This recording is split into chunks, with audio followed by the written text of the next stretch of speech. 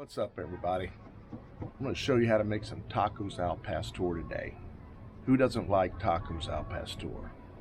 I don't know. I don't know anybody that doesn't like it. So I'm going to show you how to make it here in the Philippines.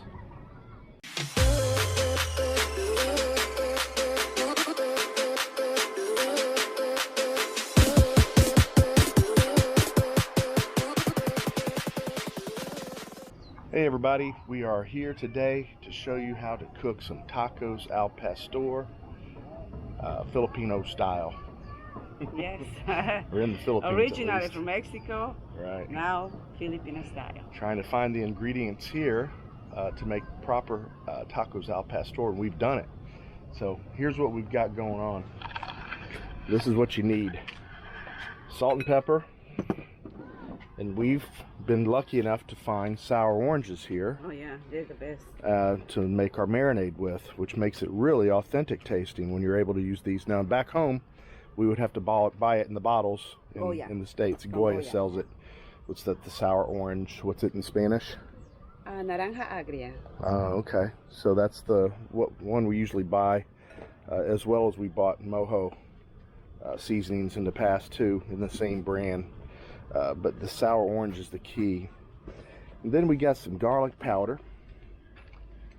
And then you got some cumin, which is a key ingredient to making anything with a Mexican flair to it. Need some cumin in it.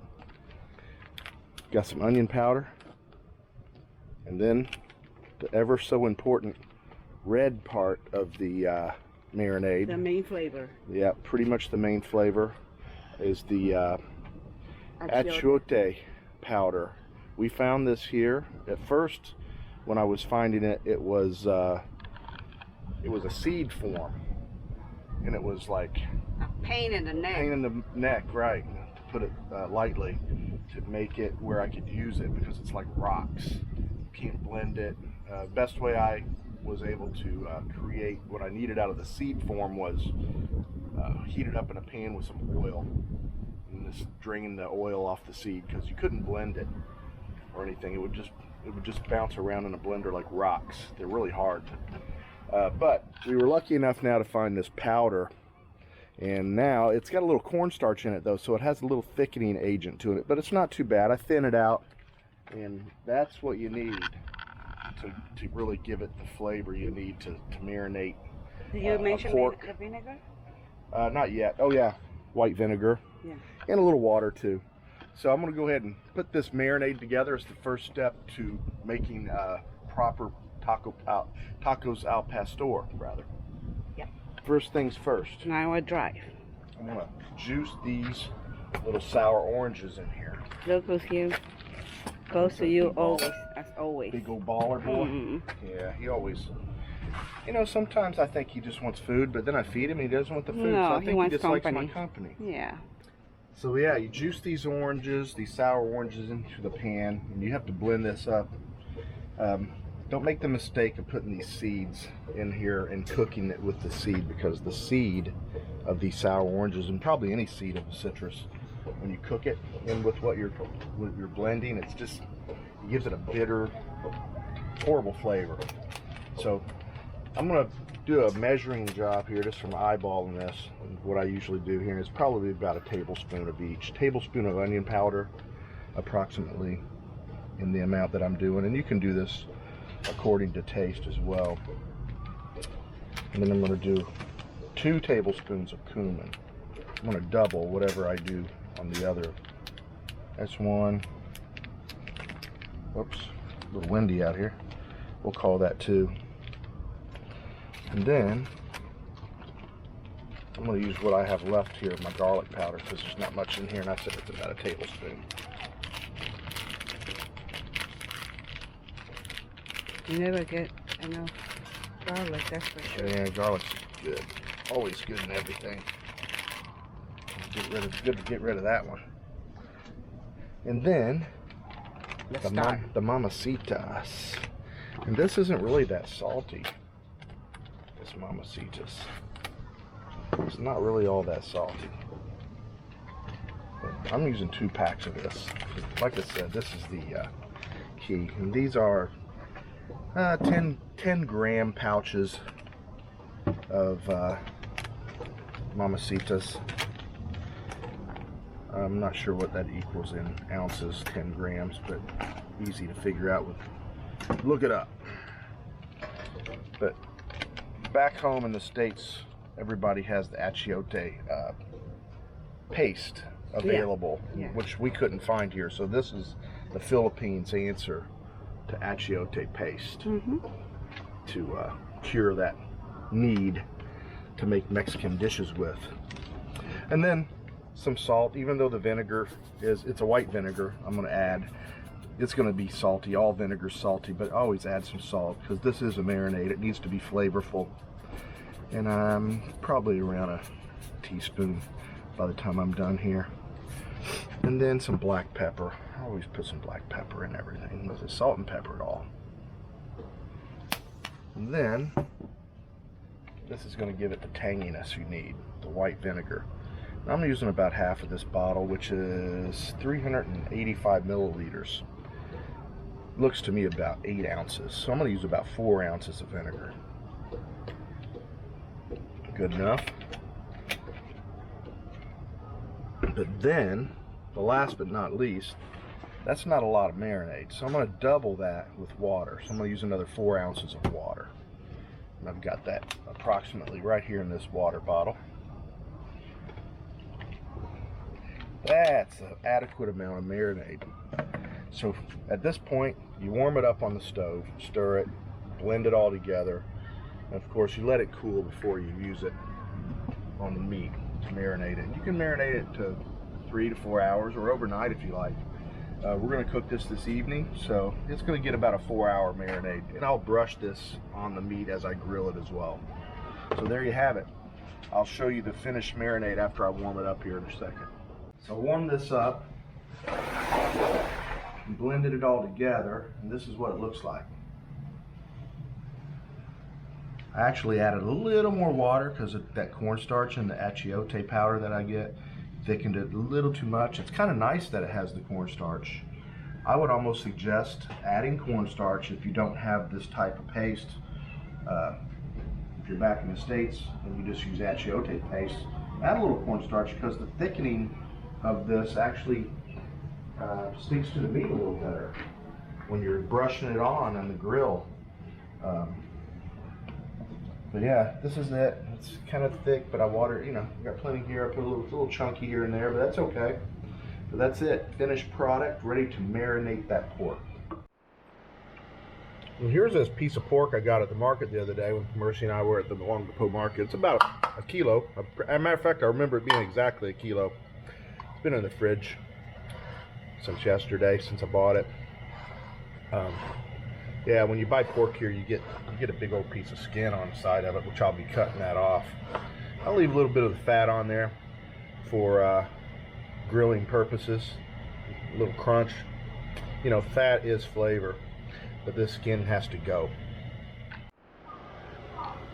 So yeah, I got that skin off of there, and I'm just going to slice this up like pork chops, real thin as I can, right in this direction.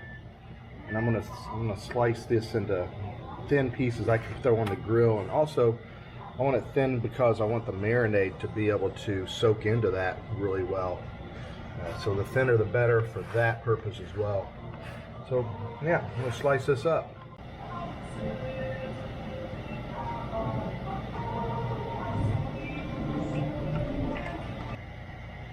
Oh yeah.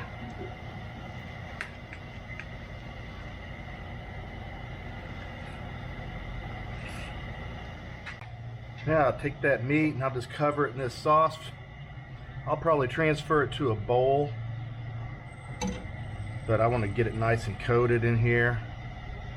Show you how that looks. You put that on the grill, you keep brushing that marinade over that pork as it's grilling. Get that flavor in there from all those oranges and that achiote powder flavoring. And this will stain your clothes, by the way, if you get it on your clothes. If you wash it off quick enough on your fingers, it doesn't really sink in too much. But Yeah, there we have it. So now I'm going to show you the salsa part of the meal.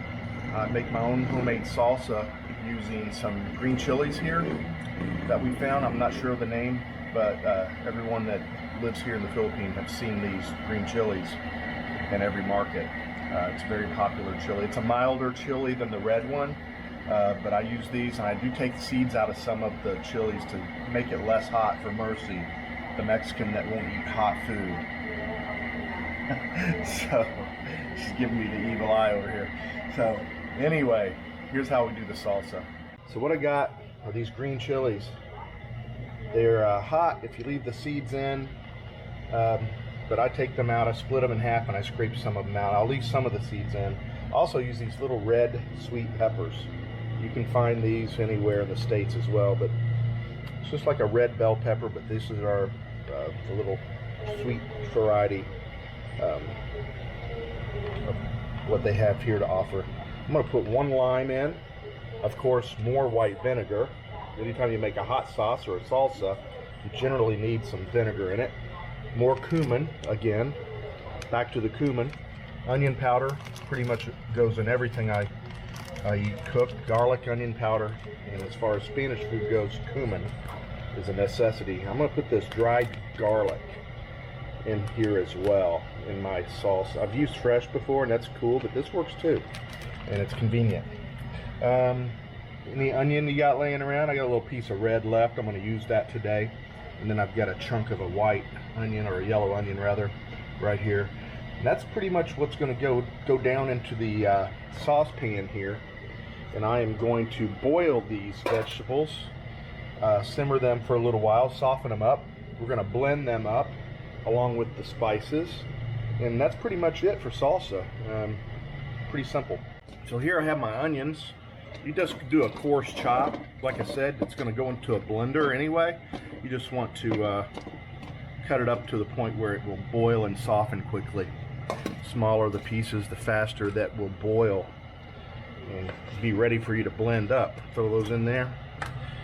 I'll save the lime for later after it cooks. That's an additive that you'll put in, an ingredient that you'll put in the blender after it's all done and cooked. But these are the items here that I'm going to cut up and add to the salsa. It's pretty much peppers, onions, and if you want to put fresh garlic, you can. I'm going to use the dried garlic. But there you have it. That's how you take care of these little peppers. If you want to get some seeds out of them, this is what I do. Just split them. They're small, but it works. You can split it like this. You can try grab a butter knife or a spoon. You can just scrape those seeds right out of there, just like so.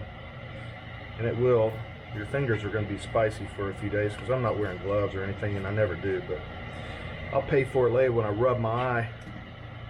This is what you want. You want to take the peppers just like that, put them in the pan, and I will use some of these with seeds in them, but about half of them I'm going to remove for the purposes of Mercy not liking it too hot.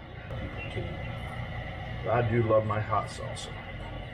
I think Kevin does too. I think Kevin would appreciate this. He loves the Tabasco. Tabasco's not a killer hot pepper sauce, but I think he would enjoy this. I know Mr. Marcos is going to like it. He's used to eating that hot food over in Thailand. I don't know about his ladies. I don't think his ladies would go for it. Most Filipinos don't like a lot of really hot food either, from what I understand. I tried serving some of this hot stuff to my caretakers here at the Seascape, and they were like, it's too hot. They were looking at me like I was trying to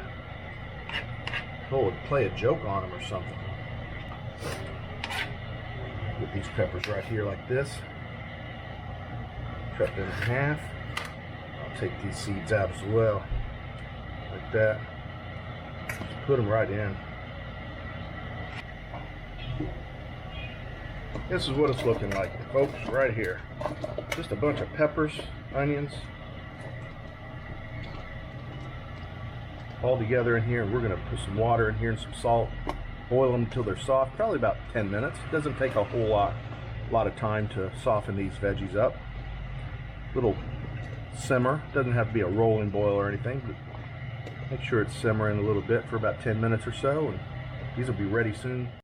Okay, got the peppers and onions, and put a little bit of that garlic, that dry garlic in here with it too, to soften it up before I blend it. There it is, all boiled up and ready to blend. You can see how they're a little more transparent now, softened up quite a bit. I'll have to blend this up probably in 2 different vats because of the size of this bottle. Won't hold it all. There's the cilantro. Keep that in the water in the fridge, and it seems to last a little longer that way. All right, let's blend this up. All right, so in this second batch, I'm going to add my spices. And I'm going to go with about 2 tablespoons of this cumin. About right. I'm going to use about half as much as onion powder. I always put onion powder. Even though it has onions in it, onion powder. I'm telling you. Any soup you make too, same thing. I'm going to squeeze this lime in here. I'm going to add some vinegar, and I'm going to chop up some of this cilantro. I'm going to put it in there. Then I'm going to add it to my first blending mix here. That's a little watery because I used more water in this first one, and this last one here it's mostly chunk. No water really here. Get this lime in here. Ooh, it's a juicy lime.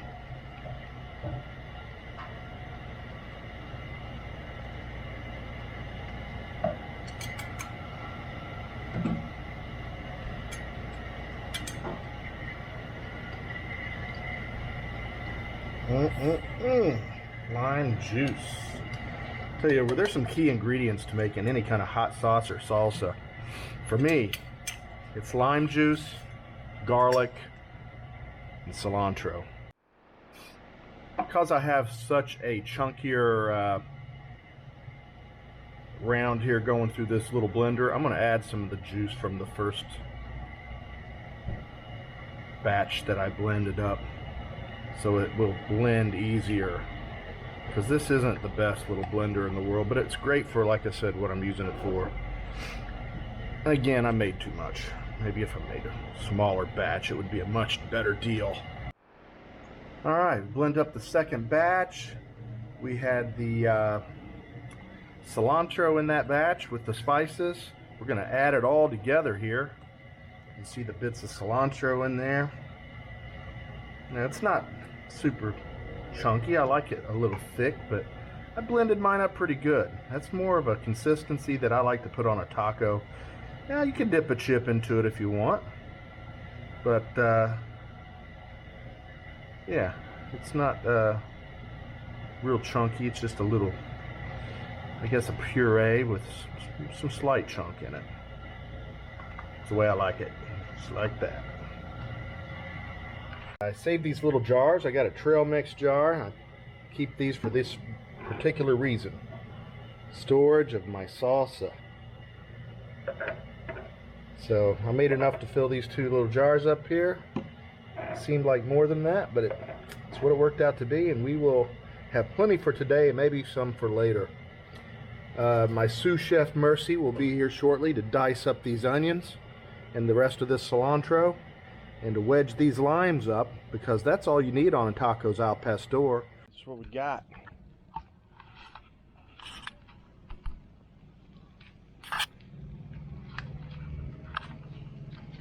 That pork sizzling here. It's got a good smoke going on it. Some good heat right there. The goal is to get it cooked with some nice crisp crunchy edges and that fat cooked up real good, and then we'll chop it up into smaller pieces for the tacos once it's done.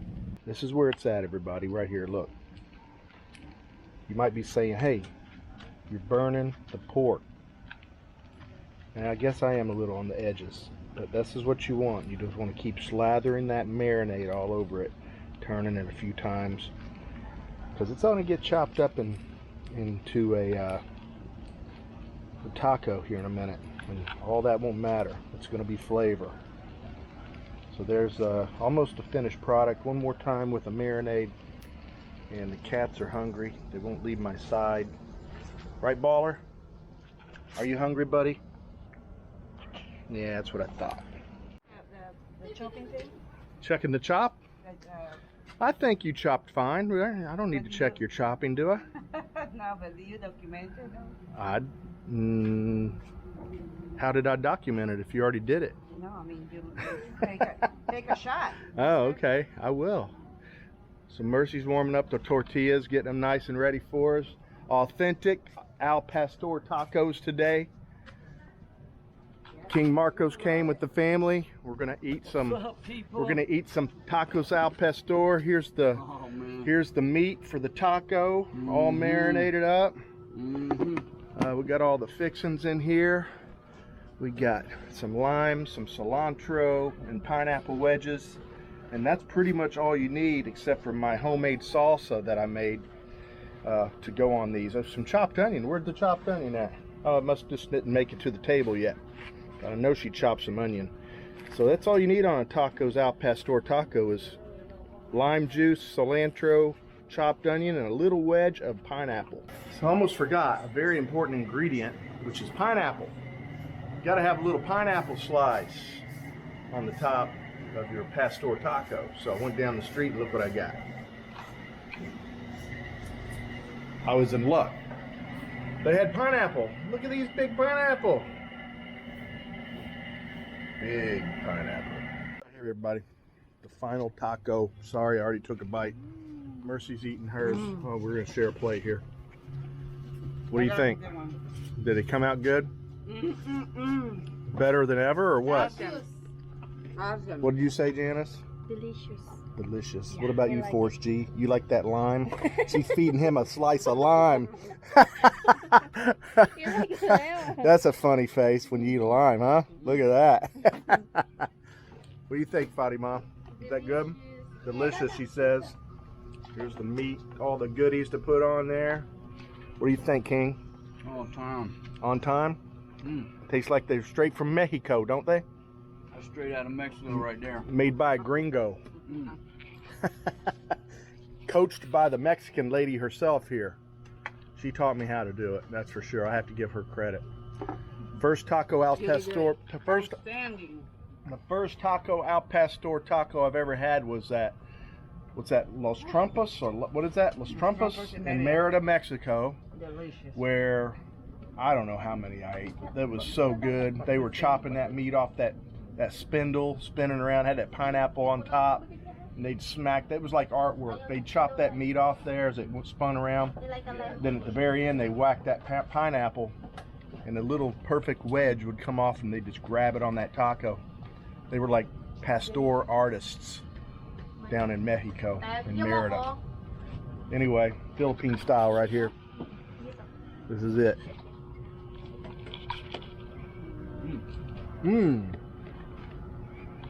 Can't just eat one, folks.